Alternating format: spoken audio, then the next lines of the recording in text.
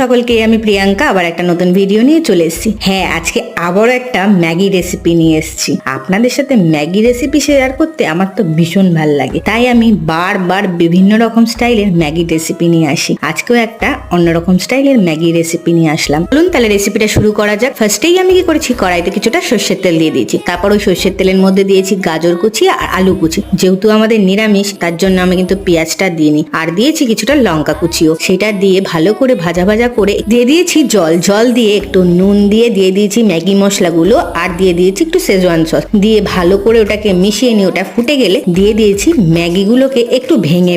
তারপরে ম্যাগিটা ভালো করে সিদ্ধ হয়ে গেলে তারপর ওপর থেকে দিয়ে দিয়েছিলাম চিজ, গোলমরিচ গুঁড়ো আর অরিগানো দিয়ে ভালো করে মিশিয়ে নিয়ে এটাকে আমি নামিয়ে নিয়েছি। এটা গরম গরম খেতে যা ভালো লেগেছিল। আপনারাও একদিন এই রেসিপিটা বানিয়ে খান আর আমাকে জানান কেমন লাগলো। আর ভালো লাগলে একটা লাইক করে দেবেন। আজকের মতো টাটা।